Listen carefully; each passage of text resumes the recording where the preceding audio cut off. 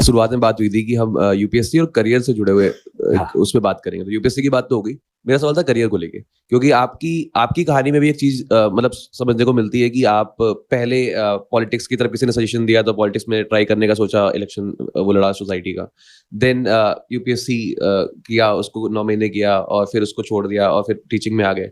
तो मुझे लगता है कुछ लोगों का ये प्रोसेस बहुत लंबा हो जाता है कि ट्राई करते रहते हैं, उसके चक्कर में जिंदगी बीत जाती है, पता ही नहीं चलता करना क्या चाहते हैं। सही बात। लेकिन आप कुछ सलाह देना चाहते हैं इस बारे में कि आप मतलब कैसे पता करे इंसान कि एक्चुअल में वो क्या करना चाहता है, या फिर उसको वो चीज करेगा तो सेटल हो जाएगी, या सेटल, या फिर वही, समझ रहा हूँ।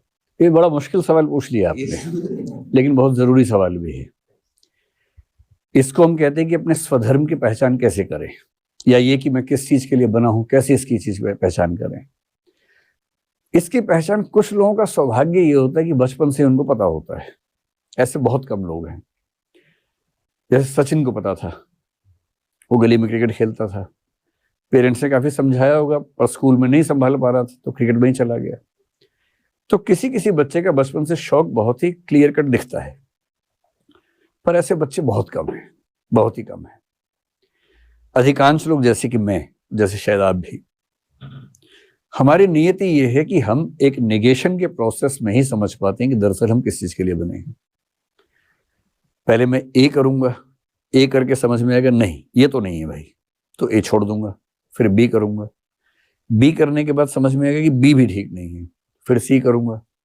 करते करते किसी किसी को शायद ई या एफ में पता लगे यही वो चीज है जो मुझे करनी थी, और वो एफ में आके खुश हो जाए। इसमें भी दो संभावनाएं हैं कि जिंदगी खत्म हो गई, अभी एफ और जी तक खत्म नहीं हुआ मामला। ऐसा हो सकता है कि जिंदगी पहले खत्म हो जाए, ऑप्शंस की जो टटोलने की प्रक्रिया है वो पूरी खत्म ना हो पाए।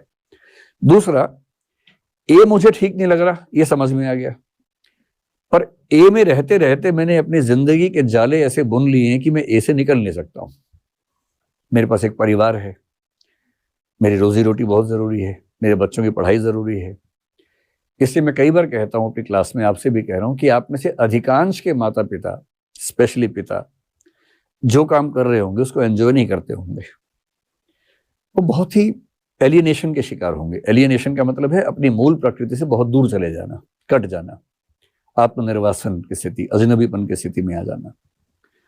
पर वो मजबूर हैं, क्योंकि आपकी जिंदगी दांव पर है, इसलिए वो अपने रुचियों को दांव पे लगाते हैं बार बार। वो जिंदगी भर वही काम करते रहेंगे जो वो नहीं करना चाहते, ताकि आपकी जिंदगी में असुरक्षाएं पैदा ना हो जाए। इसलिए जब ये समझ में आ भी जाता है कि ये मेरी नेचर का पार्ट नहीं है, तभी हम छोड़ नहीं पाते, क्योंकि वो आसान नहीं होता है। किसी किसी को मौका मिलता है, जैसे मुझे मिल गया मौका। मैंने सिविल सेवाओं में कुछ महीने काम किया, समझ में आया कि मेरे नेचर का काम नहीं है। मेरे परिवार ने भी सपोर्ट किया तो मैं रिजाइन कर पाया, वरना मैं कितने लोगों को जानता हूँ जो कब से कहने की रिजाइन करूंगा, नहीं कर पाते हैं। ऐसे ही रिश्तेदारियों में भी हो सकता है, रिश्ते में भी तो रिजाइन किया जाता है कई बार। कई लोग नहीं कर पाते हैं, कई लोग कर लेते हैं, लेकिन तरीका वही है। एक साहित्यकार हुए मोहन राकेश, उनकी भाषा में कहूं तो एक ही जिंदगी है, उसी में प्रयोग करने हैं, उसी को जीना है।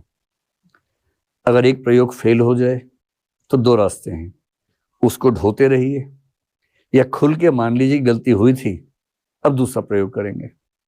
दूसरा प्रयोग करने में फिर खतरा है कि गलती हो जाए, उसके बाद और साहसी होना पड़ेगा, क्योंकि हर व्यक्ति मजाक बनाएगा, सारे फूफा मौसा इकट्ठे हो जाएंगे उस समय कि हम तो पहले ही कह रहे थे पागल आदमी है, ऐसा कर दिया वैसा कर दिया। इन सब से प्रभावित नहीं होना है और कहना है कि एक ही लाइफ है, प्रयोग करेंगे बार बार।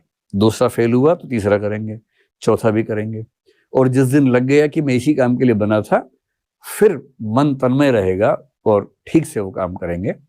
कबीरदास एक बहुत महान कवि हुए, उनको लेकर हम ऐसा देखते हैं कि कबीर ने बहुत सारी चीजें छोड़ी, क्योंकि उनको वो सुकून नहीं मिल पा रहा था जिसके लिए वो बने थे। और अंत में भक्ति के रास्ते पर जाने के बाद ऐसा लगता है कि वो उस सुकून में आ गए जिसकी तलाश उनको बहुत समय से थी। और इसलिए हम कहते हैं कि यदि आप छोड़ने का साहस नहीं दिखाएंगे तो आपको वो मुकम्मल दुनिया कैसे मिलेगी जिसकी तलाश आपको है।